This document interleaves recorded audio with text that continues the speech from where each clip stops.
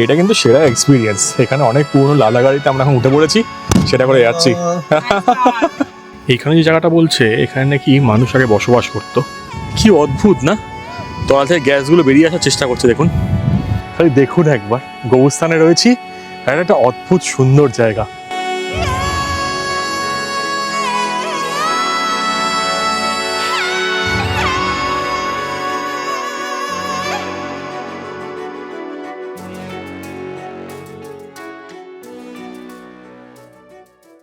Good morning সবাইকে from Baku, Azerbaijan. আজকে হচ্ছে আমাদের এখানে ফুল ডে নাম্বার 3, বা ওভারঅল দেখতে গেলে ডে নাম্বার 4। আর আজকে আমরা যাচ্ছি গৌস্থান আপসরণ ট্যুরে, যেটা এখানকার আরেকটা বিখ্যাত জায়গা। গতকাল আপনাদের দেখিয়েছিলাম সাদাগের ট্যুর, সেটা দারুণ ছিল। আশা করি আজকে আপনাদের আরও সুন্দর সুন্দর জায়গায় দেখাতে পারবো। আপনারা যদি বাকু আজারবাইজান আসেন, বা ইনফ্যাক্ট আজারবাইজানে আসেন, বাকুর থেকে কিন্তু এই ট্যুরটা একদম মাস্ট। প্রচুর লোকজন করে। আজকে আমার ট্যুরে অনেক লোকজন যাচ্ছি, আর আজকে আমার সাথে লক্ষ্মীও আছে। লক্ষ্মী, সে হাই। তো আমরা হ্যাঁ, ট্রু খুব ঠান্ডা, সত্যি কথা। কারণ বেশ ভালো ঠান্ডা। সকাল সকাল আমরা বেরিয়ে পড়েছি। 8:45-এ মিটিং পয়েন্ট ছিল আমাদের এখানে, যে বাকু হেরিটেজ ট্যুরসের অফিস আছে তার সামনেই। আমি কিন্তু এই ট্যুরটা এদের থেকেই বুক করেছি। আমি সব ট্যুরই ইনফ্যাক্ট এদের থেকে বুক করেছি। এদের লোকজনও খুব ভালো, গাইডগুলোও খুব ভালো, সব কিছুই ব্যবস্থাপনা খুব ভালো। কিন্তু আজকে দুর্দান্ত সুন্দর একটা ইন্টারেস্টিং ব্লগ হবে। আর আপনারা যদি বাকু আসেন, তাহলে আজকের ব্লগটা কিন্তু আপনার জন্য খুব ইম্পর্টেন্ট। তাই stay tune to Ghosh adventures. চলুন যাওয়া যাক। আমরা অ্যাজ ইউজুয়াল আগের দিনে যেটা মিটিং পয়েন্ট ছিল সেদিকেই যাচ্ছি। এই দেখুন, এখান থেকে গিয়ে কিন্তু আমাদের গাড়ি আছে। আর আজকের যে ট্যুরটা, সেটা হচ্ছে 9 ঘন্টার ট্যুর। গতকালের ট্যুরটা কিন্তু 12 ঘন্টার ছিল। চলুন তাহলে যাওয়া যাক। রোদটা ফ্যান্টাস্টিক উঠেছে, ঠান্ডাও আছে, হেভি লাগছে। আর এখানে গাছগুলো দেখুন, গাছের পাতা একদম ঝরে গেছে যখন দেখিয়েছিলাম। আর বিল্ডিংগুলো তো দেখার মতন। আপনারা সিটি ট্যুরে দেখিয়েছি, এখানে কিন্তু একটা আলাদা করে নাইট ট্যুর হয়। কারণ এখানে সব বিল্ডিং যেগুলো আছে, সেগুলোতে লাইট জ্বলে যায়। এই দেখুন, এই গাড়িগুলো করে নিয়ে যায়। কালকে যে গাড়িটা ছিল, সেই গাড়িটা কিন্তু ছোটো ছিল। তো depending on the number of person, মানে যত লোক যাচ্ছে তার উপর কিন্তু গাড়ির সাইজটা নির্ভর করে। আজকে আমাদের সাথে রেজা ভাই যাচ্ছে। রেজা প্রথম দিন ছিল আমাদের সাইট সিইং ট্যুরে। আর এখান থেকে টুকটাক জিনিসপত্র আপনারা কিনে নিতে পারেন। ট্যুরের স্টার্টিং যেহেতু এখান থেকে হচ্ছে।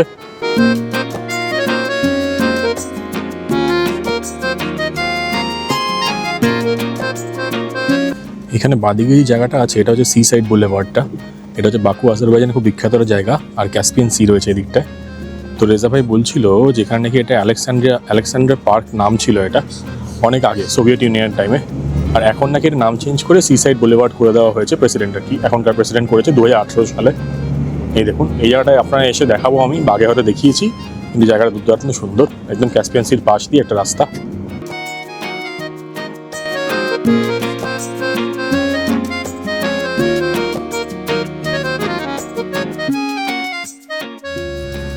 আপনারা হয়তো অনেকেই শুনেছেন যে আজারবাইজান ঢুকলে আর্মেনিয়া যেতে দেয় না, বা ভাইসি ভার্সা। এখানে যখন সোভিয়েত ইউনিয়ন থেকে যখন এই আজারবাইজান, আর্মেনিয়া, জর্জিয়া এগুলো যখন ভাগ হয়ে যায় এবং তার ইন্ডিপেন্ডেন্স পায়, সর্বপ্রথম কিন্তু জর্জিয়া ইন্ডিপেন্ডেন্স পায় এবং তারপর কিন্তু আর্মেনিয়া পায়। আজারবাইজান কিন্তু তখনও পায়নি। তো তখন কি হয়, সোভিয়েত ইউনিয়নের সাথে ঝামেলা লেগে যায়, মানে রাশিয়ার সাথে আর কি ঝামেলা লেগে যায় আজারবাইজানের। এবং সোভিয়েত আর্মিকে এখানে পাঠানো হয়, যারা আর কি এখানে খুব জেনোসাইড বা অনেক মাস কিলিংস এগুলো করতে থাকে।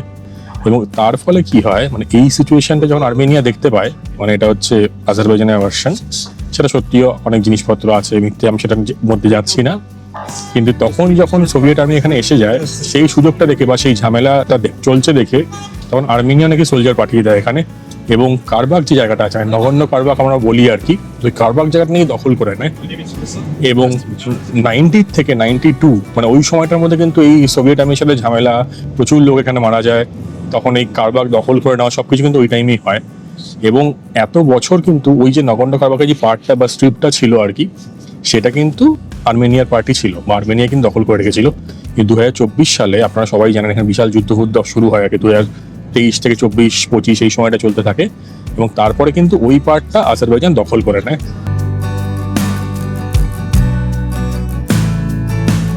এত সুন্দর লাগছে জায়গাটা, কি বলবো।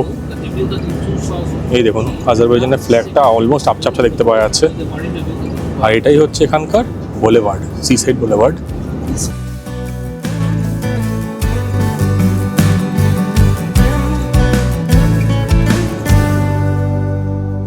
আমরা এখন যেই জায়গা দিয়ে পাস করছি বাদিকে জানি না দেখতে পাচ্ছেন কি না, প্রচুর অয়েল মিল, এরকম অয়েল রিগ হয় না ছোট ছোট, পুরো একদম মানে ল্যান্ডের ওপর, মানে মাটির ওপরে কিন্তু দেওয়া আছে, জলের ওপরেও না। আর এগুলো সবই কিন্তু গভর্নমেন্ট কন্ট্রোলড। আজারবাইজানে কিন্তু প্রচুর তেল আছে, প্রচুর তেল। সামনে দেখুন কত অয়েল রিগ রয়েছে। এই যে সব অয়েল রিগগুলো দেখছেন, এগুলো কিন্তু সরকারি, মানে Azerbaijan oil and gas company, তারাই কিন্তু এটা কন্ট্রোল করে, কোনো প্রাইভেট না। এগুলো দেখুন বিশাল বিশাল অয়েল রিগ, প্রচুর তেল আছে এখানে। আর সামনে ডান দিকে গেলে আপনারা দেখতে পেয়ে যাবেন বিবি হায়াত মস্ক, যেটা কিন্তু 13th সেঞ্চুরিতে তৈরি করা হয়েছিল এবং এখানকার খুব বিখ্যাত একটা স্ট্রাকচার, বিখ্যাত একটা মসজিদ।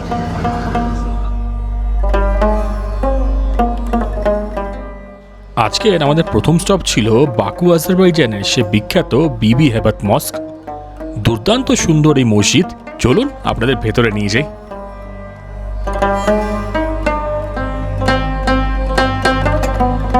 এখানে টাইম কম আমরা স্পেন্ড করবো, কারণ আজকে অনেকগুলো জায়গা ঘুরতে হবে। কিন্তু এই দিকটায় রয়েছে ক্যাসপিয়ান সি, আর এখান থেকে কিন্তু পুরো এই যে অয়েল রিগগুলো দেখতে পাওয়া যায়, দেখুন সব কিছু রয়েছে এখানে।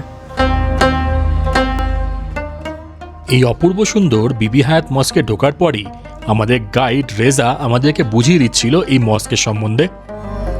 এই বিবি হায়াত মস্ক অরিজিনালি তৈরি হয় 13th সেঞ্চুরিতে, আর এখানেই রয়েছে উকমা খানুমের সমাধি, যিনি ছিলেন প্রফেট মোহাম্মদের একজন ডিসেন্ডেন্ট। 1934 সালে যখন সোভিয়েত ইউনিয়ন এখানে আসে, তখন তাদের অ্যান্টি রিলিজিয়াস ক্যাম্পেনের জন্য এই জায়গাটাকে কিন্তু পুরো নষ্ট করে দেওয়া হয়। আর তারপর যখন আজারবাইজানের ইন্ডিপেন্ডেন্স হয়, তখন 1990s-এ এই মস্কে আবার রিকনস্ট্রাক্ট করা হয়।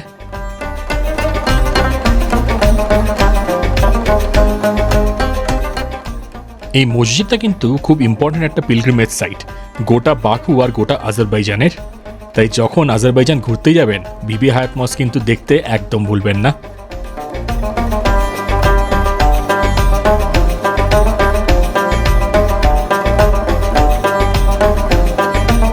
এইখানের এই জায়গাটা দেখুন, এটা হচ্ছে অ্যাসকো শিপইয়ার্ড।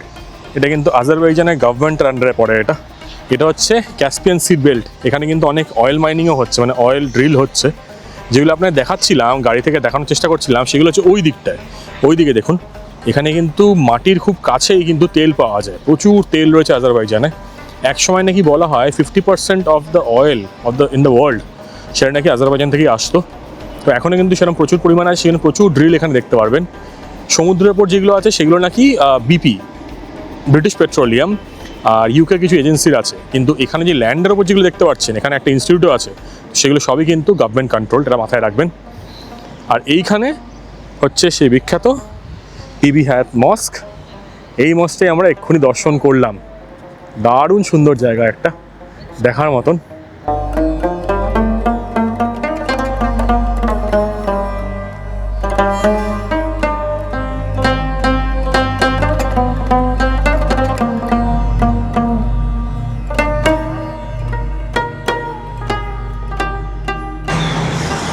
কি অপূর্ব সুন্দর লাগছে দেখুন, পুরো মেঘগুলো আসছে পাহাড়ের উপর দিয়ে, তাহলে দেখুন একবার। আর এই সাইডে মস্কটা, দৃশ্যই আলাদা, সম্পূর্ণ আলাদা দৃশ্য।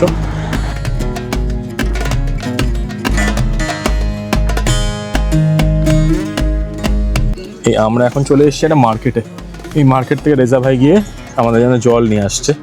তো আপনারা কিন্তু এরকম কোনো টোরে গেলে এই মাঝে মাঝে এই মার্কেটগুলোতে কিন্তু দাঁড় করায়, বা সেটা শুরুতে একবার দাঁড় করায়। তো এখান থেকে কিন্তু আপনারা খাবার দাবার নিতে পারেন, স্ন্যাক্স নিতে পারেন, জল সব কিছু নিয়ে নিতে পারেন। এই যে রেজা ভাই দিয়েছে এখন পেরাশকি, লোকাল এখানকার ডিশ, ভেতরে আলু দেওয়া আছে নাকি, এটা খেয়ে দিই ব্যাপারটা কেমন।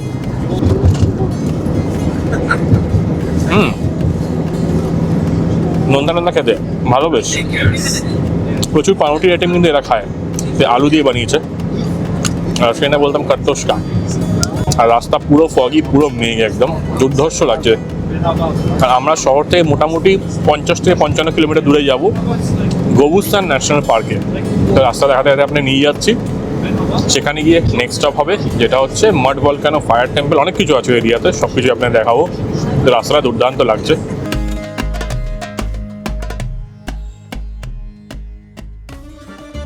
এই যে আমরা এখন এখানে নেমে পড়েছি, এবার এখানকার সে বিখ্যাত লালা গাড়ি ধরে আমরা যাব হচ্ছে গবুস্তানের দিকে। Thank you. এইটা কিন্তু সেরা এক্সপিরিয়েন্স। এখানে অনেক পুরনো লালা গাড়িতে আমরা এখন উঠে পড়েছি, সেটা করে যাচ্ছি। হেভি হেভি, এইগুলোই হচ্ছে এক্সপিরিয়েন্স এখানকার। পারফেক্ট। চলুন যাওয়া যাক এবার কবুস্তানের দিকে। এইটার জন্য কিন্তু আমাদের 30 AZN দিতে হবে, সেটা আমাকে পেমেন্ট করতে হবে না। সেই ট্যুর কোম্পানির সাথে যখন কথা বলবেন বলে নেবেন, জিজ্ঞেস করে নেবেন কত দিতে হবে। তো এটা কিন্তু এর মধ্যে ইনক্লুডেড থাকে, এই 4x4 লাদা রাইডটা। এটা জাস্ট মজার জন্য আর কি। এই যে গাড়ি দেখুন,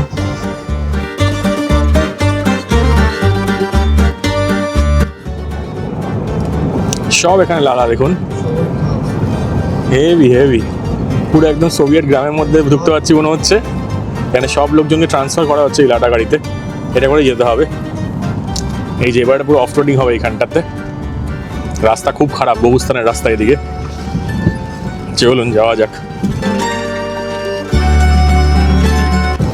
এখানে জানলা বলতে কিন্তু এই ছোট্ট জানলা, এই জানলাটাই খোলে, এখানে কিন্তু বড় জানলা খোলে না। এখানে দেখেন এই ভাই চালাচ্ছে, এখানে পুরো অ্যানালগ সব, একদম ডিজিটাল কোনো ব্যাপারই নেই।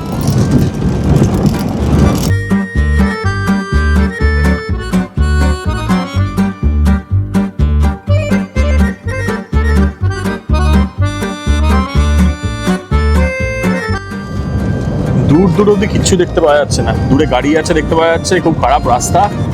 ওইদিকে পাহাড়, মাঝখানে ভেড়া ঘুরে বেড়াচ্ছে, আর সামনে ধুলোই ধুলো। এর মাঝখান দিয়ে ছুটে চলেছে আমাদের লাদা।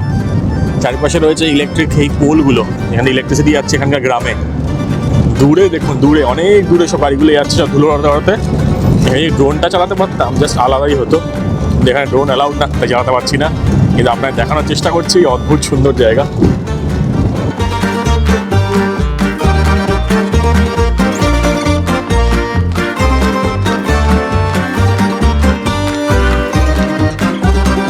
ভাইয়ের সাথে অনেকক্ষণ ধরে গল্প গুজব করতে করতে যাচ্ছি। লোকজন কিন্তু হেবি মজাদার এখানে। এই দেখুন, এখানে ভাই বলছে ভাই নাকি এখানেই থাকে। আর এই ঝনঝনের রাস্তা দিয়ে ঝনঝনে গাড়ি নিয়ে একদম আলাদাই মজা করতে করতে যাচ্ছি আমরা। হেভি লাগছে, প্রচুর লোকজন ফিরে আসছে আর আমরা এখন যাচ্ছি। আর অনেকটা রাস্তা কিন্তু এরকম, মোটামুটি ধরে নিন ওই 15 মিনিট 20 মিনিটের ওপর তো হবে, মোটামুটি 20 মিনিট হবে, 20-25 মিনিট রাইড এখানে। আমরা এখন পৌঁছে গেছি কবুস্তানের সে বিখ্যাত মাড ভলক্যানোতে। সামনের এই দফায় বোঝা যাচ্ছে যে কিরকম এই ফরমেশনগুলো হয়। তো চলুন ওখানে গিয়ে দেখাই। আর চারিপাশে লাদা গাড়ি, আমাদের গাড়িগুলো হেভি লাগছে। ওই গাড়িটা খুব সুন্দর কালার, আমাদেরটা লাল colour. All of them are cold with the reason of the mud and the methane gas.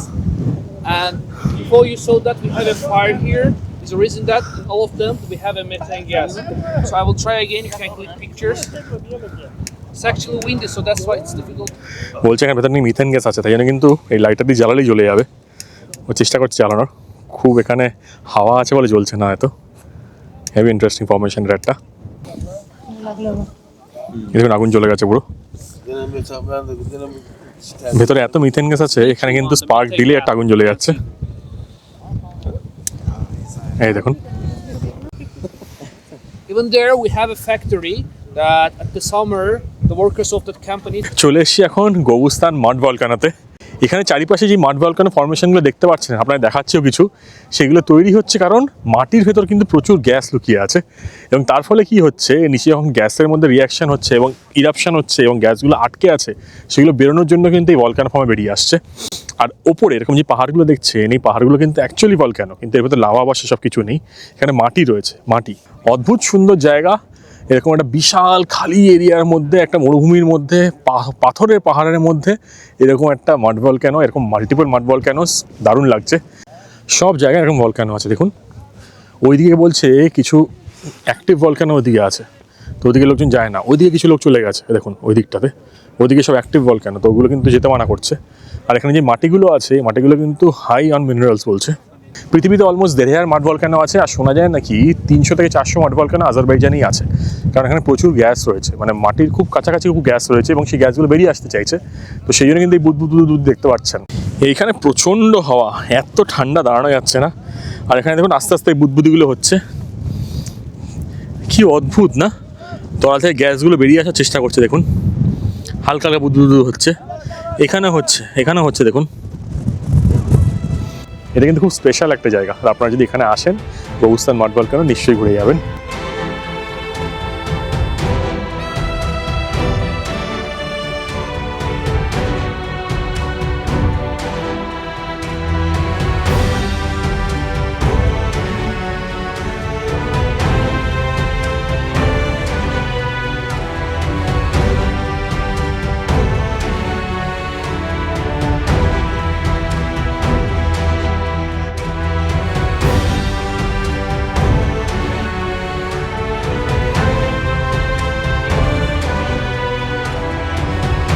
আজারবাইজানকে কিন্তু মাড ভলকানোর ক্যাপিটাল বলা হয় থাকে, কারণ এখানে প্রচুর মাড ভলকান রয়েছে। আর এই যে মাড ভলকানগুলো দেখছেন, এগুলোর হাইট কিন্তু 700 মিটার অবধি চলে যায়, ভাবতে পারছেন? বিশাল বিশাল, সেগুলোতে যাওয়া অ্যালাউড না, কারণ সেগুলো হচ্ছে অ্যাক্টিভ, যখন তখন বার্স্ট করতে পারে। আর এই ভেতর থেকে যে মাঠগুলো বেরিয়ে আসে, এগুলো উপর দিকটা ঠান্ডা, ভেতর দিকটা কিন্তু গরম। এখন আমরা যাচ্ছি গবুস্তানের ভেতরে এই এক গ্রাম দিয়ে। এই গ্রামের মধ্যেই কিন্তু রয়েছে পেট্রোগ্লিফ মিউজিয়াম। আর এখন আমরা যে জায়গাতে বেরোলাম সেটা হচ্ছে মাড ভলকানো, দুটোই কিন্তু গবুস্তানের পার্ট। কিন্তু প্রথমে আমরা চলে আসলাম এখানকার একটা মার্কেটে। এই মার্কেটে টুকটাক কেনাকাটা করে খাওয়া দাওয়া করে তারপর এগোবো পেট্রোগ্লিফ মিউজিয়ামের দিকে। আপনারা যদি আজারবাইজান আসেন আর গবুস্তান আর এই ট্যুরটা যদি করেন, তাহলে কিন্তু গবুস্তান যে এরিয়াটা আছে সেটা একটা বড় গ্রাম বা একটা শহরই বলতে পারেন।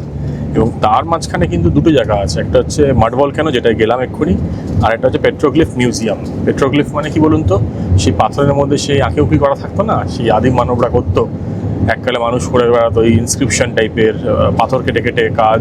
তো ওইগুলো দেখার জন্য, প্রি হিস্টোরিক ব্যাপার স্যাপার, তো সেটা দেখার জন্য এখন যাচ্ছি সেই মিউজিয়ামের দিকে। এটা একটা ন্যাশনাল পার্ক মিউজিয়াম টাইপের করে দিয়েছে। তো নেক্সট ওই জায়গাতে যাচ্ছি। এখানে টিকিট কাউন্টারে টিকিট কেটে নিলাম 10 আজারবাইজানি মান্নাত। তো এটা কাটার পর আমরা এখন আবার গাড়িতে উঠে যাচ্ছি। এই গাড়িতে উঠে এবার যাবো হচ্ছে পেট্রোগ্লিফ দেখতে, যেটা কিন্তু ন্যাশনাল পার্কের ভেতরে, ওই ভেতর দিয়ে যেতে হবে। 10 মান্নাত, মোটামুটি 500 টাকা করে কিন্তু টিকিট পার পার্সন। এই ঘোরা বেড়ানোর মধ্যে থাকলে কত সুন্দর সুন্দর এক্সপিরিয়েন্স হয়। এখানে বয়স্ক মানুষ এসছেন আর কি, ইউরোপের দেশ থেকে। তো উনি বলছিলেন যে 40 বছর আগে নাকি ভারতে গেছিলেন আর কি। তো সেই গল্প বলছিল তখন কি ঝামেলা চলছিল, কোথা থেকে কোথায় গেছে, জিনিসপত্র চুরি হয়ে গেছিলো, তারপর ল্যান্ড বর্ডার ক্রস করেছে, ট্রেনে করে গেছিলো, সে ট্রেনের পাস কিনেছে। তো শুনছিলাম গল্পগুলো, বেশ ভালো লাগে। সবসময় ক্যামেরা পয়েন্ট করে তো আমার দেখানো যায় না, কিন্তু এই ঘুরলে, একা ট্রাভেল করলে, বা ধরুন এই বাইরের দেশগুলোতে আসলে এই এক্সপিরিয়েন্সগুলো পাওয়া যায়।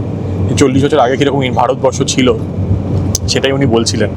তখন ইরানে কি ঝামেলা হচ্ছিলো, ইসরায়েলে কি ঝামেলা হচ্ছিলো, সেসব নিয়ে অনেক গল্পগুজব হচ্ছিলো, বেশ ভালো লাগছিল। সুন্দর, দারুণ লাগে এক্সপিরিয়েন্সগুলো, এগুলোই মানে জীবনের পাওনা, সত্যি কথা বলতে। তো এবার যাচ্ছি পেট্রোগ্লিফ মিউজিয়ামের দিকে, যেটা এখান থেকে টাইম লাগবে 30 থেকে 35 মিনিট, মানে পাহাড়ের অনেকটা ভেতর দিকেই। তো ওখানে গিয়ে কিন্তু আরও ওঠা নামা এদিক ওদিক আছে, এবং ওখানে কিছুটা টাইম স্পেন্ড করবো আমরা, করে আমরা ব্যাক করে আসবো।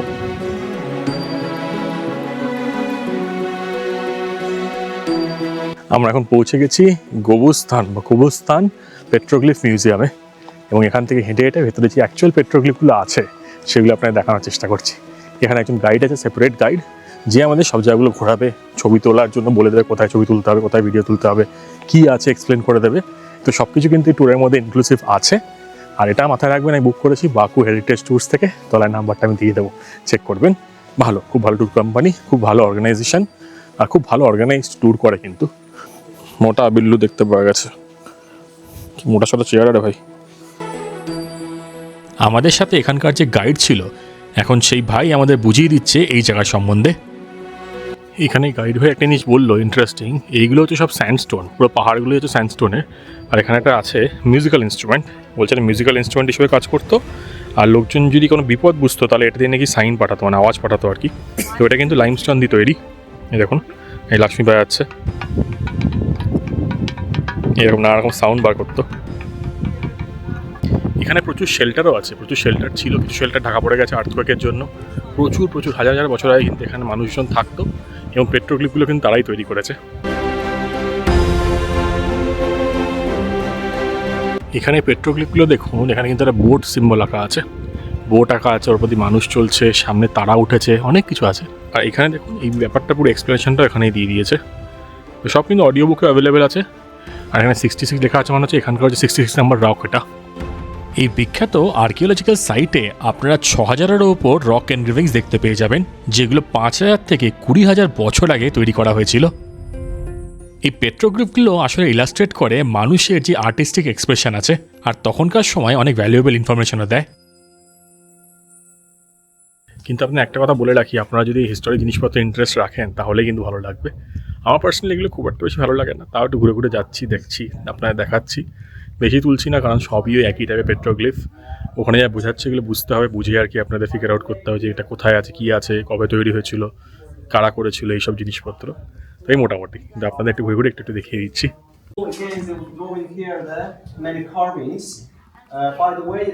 এইখানে যে জায়গাটা বলছে, এখানে নাকি মানুষ আগে বসবাস করতো। ওই জায়গাটা দেখুন লাল কালার হয়ে আছে, কারণ ওখানে কি জিনিসপত্র জ্বালানো হতো, মানে কিছু জ্বালিয়ে আর কি রান্নাবান্না করা হতো, জিনিসপত্র পোড়ানো হতো। তো পাথরে কিন্তু এই ফর্মেশনগুলো দেখলে বা কালার দেখলে বোঝা যায় যে কোথায় কী করা হতো। যেহেতু এই জায়গা পুরোটাই কাভার্ড, দেখুন পুরো জায়গায় ঢাকা আছে, তো বাইরে বৃষ্টি বলুন বরফ বলুন সেসবগুলোতে বাঁচার জন্য কিন্তু মানুষ এখানে থাকতো অনেক হাজার হাজার বছর আগে।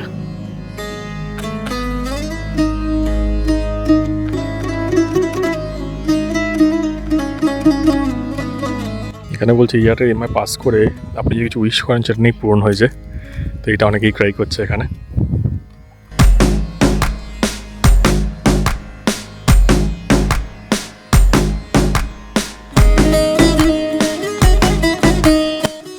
এখান থেকে সিনারিটা দারুণ সুন্দর, দেখার মতন। আমার কিন্তু এখানে এই গবুস্তান যে পেট্রোক্লিফ মিউজিয়াম বাদে কিন্তু আমার আশপাশের সিনারি খুব ভালো লাগছে। তো আপনারা যদি নেচার ইন্টারেস্টেড থাকেন, তাই ন্যাচারাল সিনারি দেখতে ভালো লাগে, তাহলে কিন্তু নিশ্চয়ই আসতে পারবেন। ওখানে লোকজন গল্প গুজব করছে, বলছে কোথায় কী আছে না আছে, আমি ওদিকে যাইনি, কিন্তু সবই পেট্রোক্লিফ। সামনে হচ্ছে উটের পেট্রোক্লিফ বানানো আছে, চলুন দেখাতে দেখাতে নিয়ে যাই আপনাদের। কিন্তু এখানে এই পাথরগুলো দেখুন, অদ্ভুত সুন্দর, অদ্ভুত সুন্দর, দেখার মতন।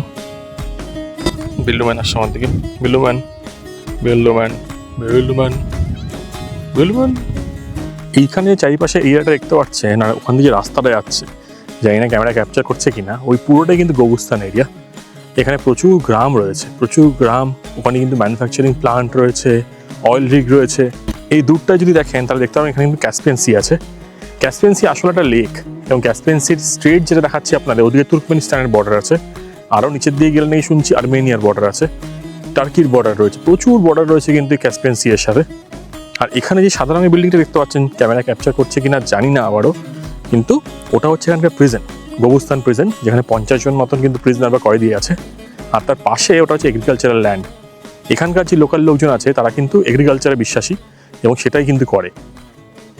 যে কোনো জায়গাতে এসে আমার যদি মনে হয় সেই জায়গাটা ইন্টারেস্টিং লাগছে না, আশপাশে জিওগ্রাফিটা বোঝানোর চেষ্টা করি। যেমনি এইখানে গবুস্তান অ্যাকচুয়াল জায়গা কোনটা, কোথায় কি গ্রাম আছে, সেই গ্রামের লোকজন কি করে, এইগুলো জানার চেষ্টা করছেন এখানকার গাইড সাহেবের থেকে। তো ওটাই বলছিল কোথায় কি বর্ডার রয়েছে, ক্যাসপিয়ান সি, যেটা খুব বড় একটা এখানকার লেক, খুব বিখ্যাত লেক, খুব বড় লেক, আপনারা সবাই নাম শুনেছেন। সেটাও কিন্তু এই চারিপাশে অলমোস্ট 800 কিলোমিটার বর্ডার শেয়ার করছে আজারবাইজানের। দারুণ সুন্দর, দারুণ সুন্দর জায়গা। সামনে একটা ফ্ল্যাট টেবিল টপ মাউন্টেন আছে, এটাকে বলে টেবিল টপ মাউন্টেন, কারণ ওপর দিকটা পুরো ফ্ল্যাট।